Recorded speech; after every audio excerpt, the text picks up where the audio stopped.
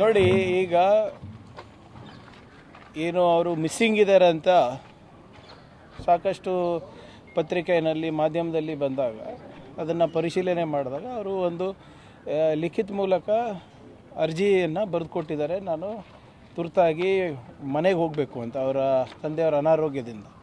ಅದನ್ನೇ ನಾವು ತಮಗೆ ತಿಳಿಸಿದ್ದು. ಅವ್ರ ಅಫಿಷಿಯಲ್ ಫೋನ್ ಸ್ವಿಚ್ ಆಫ್ ಇತ್ತು. ಬೇರೆ ನಂಬರಿಂದ, ಒಂದು ಖಾಸಗಿ ನಂಬರಿಂದ ಮಾತನಾಡಿ ಆವಾಗ ಅವರು 2 ದಿನದಲ್ಲಿ ಬರ್ತೀನಂತ. ಇದು ಮೊನ್ನೆ ಏನು ಶನಿವಾರ ನಡೆದಂಥ ಘಟನೆ. ಅದು ನಾಳೆ ಬರ್ತಾರಾ ನಾಡಿದ್ದು ಬರ್ತಾರಾ ಅದು ಅದ್ರ ಬಗ್ಗೆ ಹೆಚ್ಚು ಮಾಹಿತಿ ನನಗೆ ಇಲ್ಲ. ಆದರೆ ಏನು ಮಿಸ್ಸಿಂಗ್ ಆಗಿದ್ದಾರೆ ಅಥವಾ ಓಡೋಗಿದ್ದಾರೆ ಅಂತ ತಾವು ಏನು ವರದಿಗಳು ಬರ್ತಾಯಿತ್ತು, ಅವರು ಲೀವ್ ಹಾಕಿದ್ದಾರೆ ಅಂತ ಅಷ್ಟೇ ನಾವು ಹೇಳ್ತಾ ಇರೋದು. ಅದು based on his letter and based on his communication to the government. ಇದ್ರ ಜೊತೆ ಇದು ಇಡಿ ಕೂಡ ಅವ್ರ ಮನೆಗೆ ದಾಳಿ ಮಾಡಿದೆ. ಇಲ್ಲ ನೋಡಿ, ಅದು KPSC ಪ್ರಕರಣದ ಬಗ್ಗೆ ಸರ್ಕಾರ ಯಾವುದೇ ರಾಜಿ ಇಲ್ಲ. There is no compromise on that. ಯಾರು ಉಪ್ಪು ತಿಂದಿದ್ದಾರೆ ನೀರು ಕುಡಿಲೇಬೇಕಾಗ್ತದೆ. ಅದು KPSC ಅಧ್ಯಕ್ಷರು ಇರ್ಬೋದು, ಅದು ಕಂಟ್ರೋಲರ್ ಇರ್ಬೋದು, ಅಥವಾ ಬೇರೆ ಯಾವ ಸಿಬ್ಬಂದಿಗಳನ್ನ ಇರ್ಬೋದು. ಯಾಕಂದರೆ ಯುವಕರ ಭವಿಷ್ಯ ಜೊತೆ ಚೆಲ್ಲಾಟ ಮಾಡುವ ಅಧಿಕಾರ ಯಾರಿಗೂ ಸರ್ಕಾರ ಕೊಟ್ಟಿಲ್ಲ, ಕಾನೂನು ಸಂವಿಧಾನ ಕೊಟ್ಟಿಲ್ಲ. Nobody is above the law. ಅದು ಚೇರ್ಮನ್ ಇರ್ಬೋದು, IAS ಆಫೀಸರ್ ಇರ್ಬೋದು, ಬೇರೆ ಯಾವ ಸಿಬ್ಬಂದಿಗಳನ್ನ ಇರ್ಬೋದು.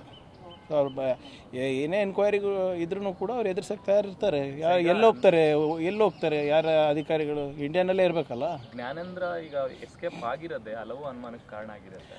ಅದು ಒಪ್ತೀನಿ. ಪರ್ಸೆಪ್ಷನ್ ವೈಸು ನೀವು ಹೇಳ್ದಂಗೆ ಈ ಸಾಂದರ್ಭಿಕವಾಗಿರುವಂಥ ಈ ಸಂದರ್ಭಗಳು ನೋಡಿದ್ರೆ ಖಂಡಿತವಾಗೂ ಅನುಮಾನಾಸ್ಪದ ಮಾಡಿಕೊಡ್ತೇವೆ. ಆದರೆ ಅವರು ಪತ್ರನೂ ಬರೆದಿದ್ದಾರೆ. ಮೊನ್ನೆ ಅವರು ನನಗೆ ಸಂಪರ್ಕ ಕೂಡ ಬಂದಿದ್ದಾರೆ. ಅದಾದಮೇಲೆ ನಾನು ಮಾಡೋಕ್ಕೆ ಹೋಗಿಲ್ಲ. ಪತ್ರ ಯಾರಿಗೆ ಬರ್ತಿದ್ದಾರೆ? ಬಹುಶಃ ಅವರ ಡಿಪಾರ್ಟ್ಮೆಂಟ್ ಹೆಡ್ಡಿಗೆ ಬರೆದಿರ್ತಾರೆ, ಸೆಕ್ರೆಟ್ರಿಗೆ ಬರೆದಿರ್ತಾರೆ. ಬಿಕಾಸ್ ಈ ರಿಪೋರ್ಟ್ಸ್ ಟು ಈ ಸೆಕ್ರೆಟ್ರಿ. ಸೊ ನನ್ನ ಪ್ರಕಾರ ಅವ್ರು ಸೆಕ್ರೆಟ್ರಿಗೆ ಬರೆದಿದ್ದಾರೆ. ಪೊಲೀಸ್ ಇಲಾಖೆ, ಗೃಹ ಇಲಾಖೆ ಏನಾದರೂ ಟ್ರೇಸ್ ಮಾಡೋಂಥದ್ದು ಆ ಥರದ್ದು ಏನಾದರೂ ಮಾಡ್ತೀವಿ? ಇಲ್ಲ, ನೋಡಿ ಅವರೇ ಬಂದು ಸರ್ಕಾರಕ್ಕೆ ಹೇಳಿದಾರಲ್ಲ ನಾವು ಬರ್ತಾ ಇದ್ದೀವಿ ಅಂತ. ಸೊ ಅದು ಏನಿದ್ರು ಕೂಡ ವಿ ಆರ್ ಮಾನಿಟ್ರಿಂಗ್ ಎವ್ರಿಥಿಂಗ್. ಇಡಿದವರು ನಿನ್ನೆ ನಮಗೆ ಒಂದು ಪತ್ರ ಬರೆದಿದ್ದಾರೆ, ನಮಗೆ ಸಹಕಾರ ಬೇಕು ಅಂತ. ಸಂಪೂರ್ಣವಾಗಿ ನಾವು ಅವರಿಗೆ ಸಹಕರಿಸ್ತಾ ಇದ್ದೇವೆ. ನಾನು ಹೇಳ್ದಂಗೆ KPSC ವಿಚಾರದಲ್ಲಿ ಯಾವುದೇ ವಿನಾಯಿತಿ ಇಲ್ಲ, ಯಾವುದೇ ರೀತಿಯಾದಂಥ ರಾಜಿ ಇಲ್ಲ. ನಮ್ಮ ಯುವಕರ ನಿರೀಕ್ಷೆ ಭಾಳ ಇದೆ. ನಾವು ಸರ್ಕಾರಿ ಹುದ್ದೆಗಳನ್ನು ಭರ್ತಿ ಮಾಡ್ತೀವಿ ಅಂತ. And we are committed to that. In between that ಯಾರಾನ ಮಿಸ್ಚೀಫ್ ಮಾಡಬೇಕು, ಮೆಲೇಷಿಯಸ್ ಇಂಟೆಂಟ್ ಇಟ್ಕೊಂಡು ಇವರೆಲ್ಲರೂ ಇದನ್ನು ಸ್ಕಟಲ್ ಮಾಡಬೇಕು ಅಂತ ಇದ್ದರೆ we will take action. Sir, ಇವತ್ತು BJPಯವರು ಪ್ರತಿಭಟನೆ ಮಾಡ್ತಾಯಿದ್ರೆ ಅಗೇನ್ ನಾಗೇಂದ್ರ ವಿಚಾರ ಇಟ್ಕೊಂಡು ಫ್ರೀಡಮ್ ನೋಡಿ. ಇವರೇ ಈ ನನಗೆ ಮಾಧ್ಯಮ ಸ್ನೇಹಿತರು ತಾವು ಸಲಹೆ ನೀಡಿ, ಇಲ್ಲ ಸಲಹೆ ನೀಡಿ, ನೀವು ಇನ್ನೇನು ಮಾಡಬೇಕು ನಾವು ಹೇಳಿ? ಕನ್ವಿಕ್ಟ್ ಆಗಿದ್ದಾರಾ?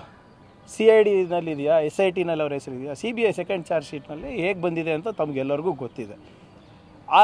ಆತನೇ ಬಂದು ನಾಗೇಂದ್ರ ಅವರೇ ಬಂದು ಪ್ರೆಸ್ ಮೀಟ್ ಮಾಡಿದ್ದಾರೆ. ಬಹಿರಂಗವಾಗಿ ಹೇಳ್ಕೊಂಡಿದ್ದಾರೆ.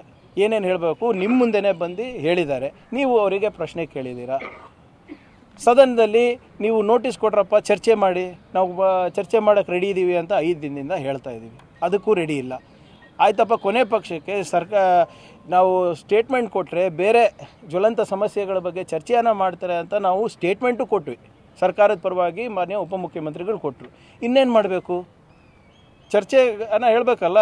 ಹೌದಪ್ಪ, ನಮ್ಮ ಹತ್ರ ಇಂಥದ್ದೊಂದು ಕಾಗದ ಇದೆ, ಈ ಕಾಗದದಿಂದ ಪ್ರೂವ್ ಆಗುತ್ತೆ ಅಂತ ಹೇಳಿದ್ರೆ ನಾವು ಉತ್ತರ ಕೊಡ್ಬೋದು.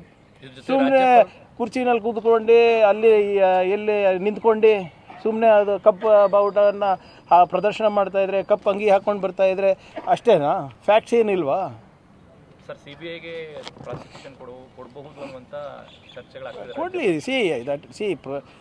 ಪ್ರಾಸಿಕ್ಯೂಷನ್ ಅಂದರೆ ಏನಿವ್ರೆ, it's a legal process to commence criminal proceedings. ಕೊಡಲಿ, ಅವ್ರು ಹೋಗಿ ಕೋರ್ಟಲ್ಲಿ ಏನು ಮಾಡಬೇಕೋ ಮಾಡ್ತಾರೆ. ನಾವೆಲ್ಲಿ ಇಲ್ಲ ಅಂದಿದ್ದೀವಿ. CBI ಚಾರ್ಜ್ ಶೀಟ್ ನೀವು ನೋಡಿದ್ದೀರಾ? ಗವರ್ನರ್ ನೋಡಿದ್ದಾರಾ? ಸರ್ಕಾರ ನೋಡಿದೆಯಾ? ಇಲ್ಲ. So we don't know what is there in the charge sheet. ಪ್ರಾಸಿಕ್ಯೂಷನಿಗೆ ಕೇಳಿದ್ದಾರೆ. ಈಗ ನನ್ನ ಮನವಿ ತಮ್ಮ ಮುಖಾಂತರ ಮಾನ್ಯ ಗವರ್ನರ್ ಸಾಹೇಬರಿಗೆ, ಇಂಥವೇ ಹಲವಾರು ಪ್ರಕರಣಗಳ ಪ್ರಾಸಿಕ್ಯೂಷನಿಗೆ ಅಲ್ಲೇ ಅವ್ರ ಕಚೇರಿನಲ್ಲೇ ಬಿದ್ದಿದೆ. ಎಲ್ಲ ರಾಜಕಾರಣಿಗಳದ್ದು ಇದೆ. ಅದಕ್ಕೂ ಕೊಟ್ಬಿಡಲಿ. We are okay. ಅವರೇ ಇಂಡಿವಿಜುವಲಿ ಹೋಗಿ ಕೋರ್ಟಲ್ಲಿ ಫೈಟ್ ಮಾಡ್ಕೋತಾರೆ, ಮಾಡ್ಕೊಳ್ಳಿ. ಸರ್ ಕೊನೆ ಪ್ರಶ್ನೆ, SIR ಇವತ್ತಿಂದ ಕರಡು ರಿಲೀಸ್ ಮಾಡ್ತಿದ್ದಾರೆ. ಒಂದು ಕೋಟಿ ಹತ್ತಿರ ಮತಗಳು ಡಿಲೀಟ್ ಆಗಿದ್ದಾವೆ. ಸೊ ಇದಕ್ಕೆ ಸಂಬಂಧಪಟ್ಟಂಗೆ ಸರ್ಕಾರ ಏನಾದರೂ ಮುಂದಿನ ಪ್ರಕ್ರಿಯೆಗಳು ಅಥವಾ ಏನಾದರೂ ನೋಡೋಣ. ಇವರೇ ನಾವಂತೂ ಹಲವಾರು ಬಾರಿ ಮನವಿ ಮಾಡ್ಕೊಂಡಿದ್ದೀವಿ, ಪತ್ರ ಬರೆದಿದ್ದೀವಿ, ಯಾವುದಕ್ಕೂ ಉತ್ತರ ಸಿಗ್ತಾ ಇಲ್ಲ. This is not the way to run the world's biggest democracy. ನೀವೇ ಹೇಳಿ, 1,10,00,000 ಜನ ಇವತ್ತು ಮತದಾರರ ಪಟ್ಟಿಯಿಂದ ಹೊರಗಿಡ್ತಾರೆ ಅಂದರೆ ಕಾರಣಗಳು ಕೊಡಲಾರ್ದೆ, ಮತ್ತು ಪ್ರಕ್ರಿಯೆಗಳು ಎಷ್ಟು ಜಟಿಲ ಮಾಡಿಬಿಟ್ಟಿದ್ದಾರೆ ಅಂದರೆ ಆ ಕಡೆ ಸರಳೀಕರಣವೂ ಇಲ್ಲ, ಸಬಲೀಕರಣವೂ ಆಗಿಲ್ಲ ಇದರದ್ದು SIR ಇಂದ. Nobody knows what is happening. ಇದರಿಂದ ಸಾಕಷ್ಟು ಜನರಿಗೆ ಅನಾನುಕೂಲ ಆಗ್ತಾಯಿದೆ. ಎಸ್ಪೆಷಲಿ ಯಾರು ವಲಸೆ ಹೋಗಿರ್ತಾರೆ ಉದ್ಯೋಗಕ್ಕೋಸ್ಕರ, ನಮ್ಮ ಯಾರು ತಿಳುವಳಿಕೆ ಹೆಚ್ಚಿರೋದಿಲ್ಲ, ಯಾರಿಗೆ ಈ ಪ್ರೊಸೀಜರ್ ಬಗ್ಗೆ ಹೆಚ್ಚು ಗೊತ್ತಾಗಿರೋದಿಲ್ಲ, they will all be left out. ಈ ಪ್ರಯತ್ನ ಮಾಡ್ತಾ ಇದ್ದೀವಲ್ಲ ನಾವು, ನಾವು ಜಾಹೀರಾತುಗಳನ್ನು ಕೊಡ್ತಾ ಇದ್ದೀವಿ. ನಾವು DCಗಳ ಜೊತೆ 3 ಸರಿ ಮೀಟಿಂಗ್ ಮಾನ್ಯ ಮುಖ್ಯಮಂತ್ರಿಗಳು ಮಾಡಿದ್ದಾರೆ, ತಹಸೀಲ್ದಾರ್ಗಳ ಹತ್ರ ಮಾಡಿದ್ದಾರೆ. ನಾವು ಎಲ್ಲ ಜಿಲ್ಲಾ ಉಸ್ತುವಾರಿ ಸಚಿವರು ನಿಕಟ ಸಂಪರ್ಕದಲ್ಲಿದ್ದೀವಿ ಎಲ್ಲ ತಹಸೀಲ್ದಾರ್ಗಳ ಜೊತೆ, ರಿಟರ್ನಿಂಗ್ ಆಫೀಸರ್ಸ್ ಜೊತೆ. ಆದರೂ ಕೂಡ ಎಲೆಕ್ಷನ್ ಕಮಿಷನ್ದವರು ಒಂದು ಸರ್ವಾಧಿಕಾರಿ ಧೋರಣೆಯನ್ನು ಮಾಡ್ತಾ ಇದ್ದಾರೆ. ಬೇರೆ SIR ಬೇರೆ ರಾಜ್ಯದಲ್ಲಿ ಹೋಲಿಸ್ಕೊಂಡ್ರೆ ನಮ್ಮದೇ ಹೈಯೆಸ್ಟ್ ಆಗೋ ಹತ್ತತ್ರಕ್ಕೆ ಹೋಗ್ತಾ ಇದೆ ಸರ್. ಟಾರ್ಗೆಟು ನಾವೇ ಅಲ್ಲ. ವೆಸ್ಟ್ ಬೆಂಗಾಲ್ನಲ್ಲಿ ಹೆಂಗೆ ಮಾಡಿದ್ರು ಹಂಗೆ ಮಾಡ್ತಾ ಇದ್ದಾರೆ. ಮಹಾರಾಷ್ಟ್ರದಲ್ಲಿ ಇದು ಇಶ್ಯೂ ಇದೆಯಾ? ಗುಜರಾತ್ನಲ್ಲಿ ಇಶ್ಯೂ ಇದೆಯಾ? ಇದು ಎಲ್ಲಿ ವಿರೋಧ ಪಕ್ಷಗಳಿವೆ ಅದು ಹೆಚ್ಚು ಟಾರ್ಗೆಟ್ ಮಾಡ್ತಾ ಇದ್ದಾರೆ. ಇದು ಬೇರೆ ನಿಮ್ಮ ಚೀಫ್ ಎಲೆಕ್ಷನ್ ಕಮಿಷನಿಗೆ ಇವಾಗ ಜುಡಿಷಿಯಲ್ ಇಮ್ಯುನಿಟಿ ಬೇರೆ ಇದೆ. ಅವರಂತೂ ದೇವರಾಗ್ಬಿಟ್ಟಿದ್ದಾರೆ. ಈಗ ಏನು ಮಾಡಿದ್ದೆಲ್ಲ ನಾವು ಒಪ್ಕೊಳ್ಳೇಬೇಕು. See, the SIR process is more exclusive than inclusive. It is meant, the design is such that citizens are left out of the process of democracy. It is very evident. And all our questions to the election commissions are left unanswered. Our questions to the state election commission have been unanswered. Still there is no definition for logical discrepancy. Still there is no definition of the entire process. So this SIR is nothing but an appeasement practice followed by the CEC for his political masters. Sir, if compare other states, the Karnataka is highest. Quite naturally, all the states that are not BJP ruled states, they will play their game. Since they are not popular anymore, they want to use these kind of tactics to come back to power. What is the Delimitation Commission bill all about? They want to take control of drawing boundaries also.